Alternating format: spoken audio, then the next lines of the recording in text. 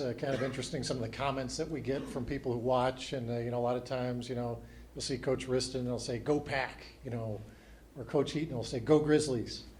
I was kind of taken aback last year when somebody responded to Cesar Rivas-Sandoval, and it said, "What a hottie."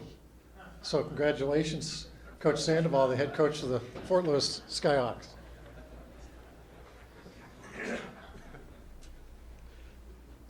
So I had a great one-liner to start, but then you got me flustered, so I don't know what the heck I'm going to say now.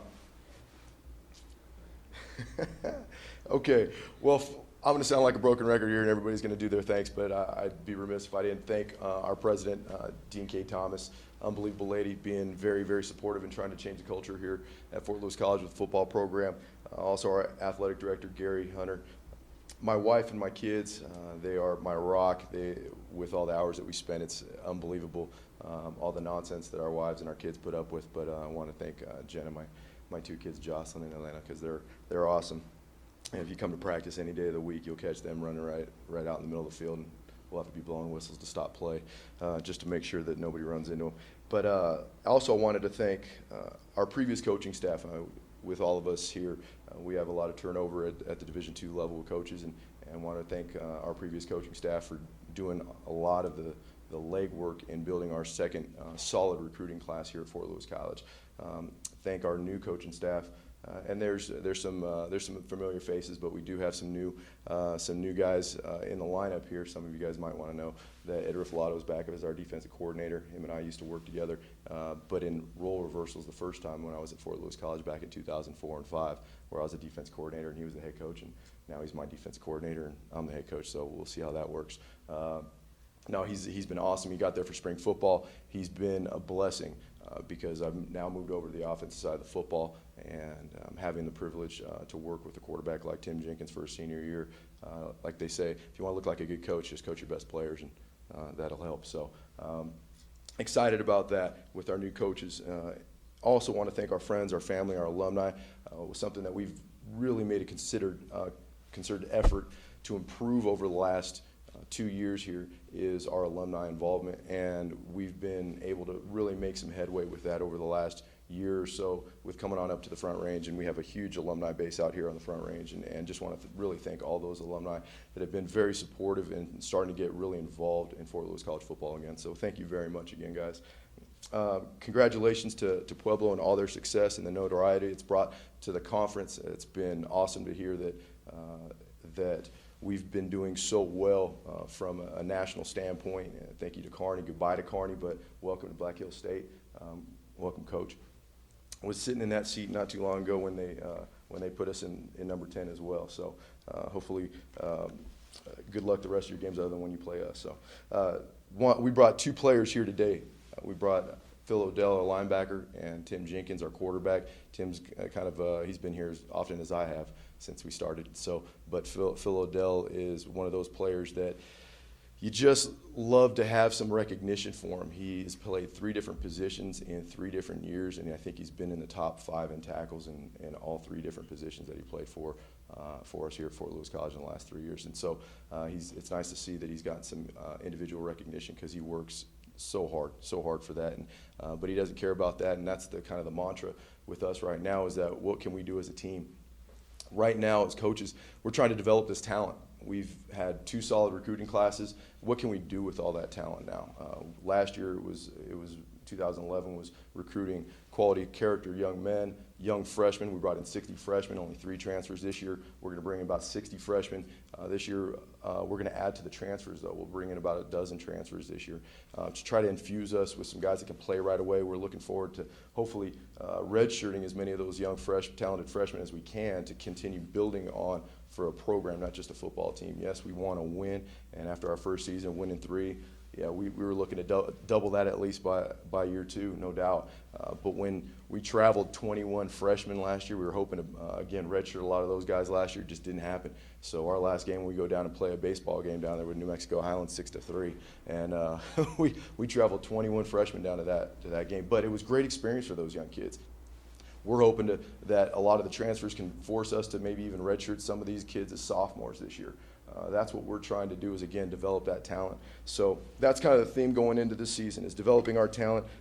We will have the largest football team that Fort Lewis has probably ever seen. We'll have over 130 football players this year. And again, that's a testament to the coaching staff of going out there and beating the pavement. We were going everywhere from Oklahoma to Arizona to California, New Mexico, Utah, and Colorado. So we really were beating the pavement, trying to scour, turn over rocks, and look for young talent that could help us win some football games this next year and in the future. We have some good, hardworking kids, but we needed to infuse our program with some talent at some skill positions. And we only lost 2 seniors on defense last year. We only had 7 seniors on the entire team. And so for us, the biggest thing, and I'll keep talking about developing our talent, we didn't lose 1 offensive lineman. We obviously bring back what I feel is one of the best quarterbacks in the country in Tim Jenkins, and I'll argue that till the end of the day that I think he is one of the best quarterbacks in the country. We have an unbelievable depth right now running around in the secondary. We've been able to not only retain some of the guys that played for us last year, but also recruit a lot of depth. We'll be bringing in 5 transfers in our secondary, along with the freshman skill players that we brought in the secondary as well, which was a huge area of concern for us last year. We look to upgrade that this year.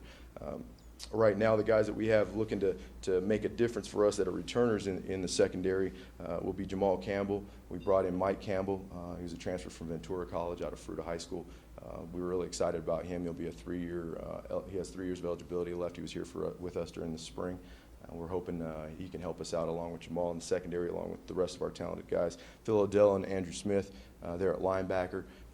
And then Cody Miles, we moved down from linebacker down to defensive end, and we can't block him on offense during spring football. It's been a huge upgrade for us. Riff has done a great job of putting our speed a lot closer to the football.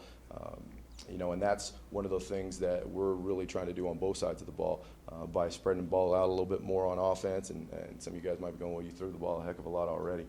But really going with that up-tempo speed deal. And we did bring in a couple transfers at the receiver position that we're looking to make a big impact for us immediately. Jordan Benton, our transfer from Michigan State, be number 1 on the list. Really excited about him. He showed up. Normally you guys know I don't talk about new recruits. Well, the only reason why I can is because a lot of these new guys showed up during the summer to start working out. They enrolled in summer school classes. They're living in the dorms. They're doing everything that it is for them to make an impact with our program immediately. And so from a buy-in standpoint, it's been very easy for these guys because we've had great senior leadership now. Like I said, last year we only had 7 seniors. This year we doubled it. We got 14. It's awesome. But the difference is that these guys have been in the program for 2 years now and know what the expectations are. And so they've been so welcoming with the new guys, whether they're freshmen or transfers, and showing them the right and wrong ways to do things. And I think that's one of the biggest differences with us going into this next year than in the prior year. At running back, Van Grommen, he'll be a sophomore. He won the starting tailback job as a freshman last year. We're looking for him to make an immediate impact, along with, again, some young kids that will be coming in our program. At wide receiver, Jonathan Price, number 12, will be a senior. He was probably one of our few playmakers last year. We're looking to give him a little bit of help, so we'll surround him with some more playmakers around him, so he's not the only guy that we can go to with our receiving core. Doyle Bodie, Jesse Freeman, 2 very productive receivers, but we needed to add some speed to that group, and I think we have addressed those issues. At offensive line, I said before, we did not graduate 1 single kid. That was an area of concern of making that position better. I think we've addressed some of that with recruiting, but I think a lot of it has to do with just having guys for another year. And we were starting 3 true freshmen at one point in time up front. For us, as a redshirt sophomore, our only senior broke his foot week 1 of the season last year, and so depth was an issue. I think depth now can be addressed because we played a lot of kids up front and didn't graduate anybody. So we're excited about that. And I'll keep saying that we're excited just like everybody else. But once we put the pads on, you guys know how it goes. And hopefully we can keep everybody healthy. Hopefully we can keep everybody really involved mentally because it is a long season, and we will hit the ups and we will hit the downs. We're still at that point in our program with developing us to be a contender, not just on a conference level, but in a national level. And it just takes some time. I know Coach alluded to, if you would have known 6 months ago how hard things were going to be, shoot, me too. I hear you. And what the difference is I think is that I'm learning is that it does take time, and sometimes we're very impatient as coaches. I am particularly. We want it to happen immediately, today, yesterday, if we can. And sometimes it takes a little longer than just having that immediate turnaround. And I think we're right where we need to be right now. We're right where we need to be. So very, very happy about that. So that's it.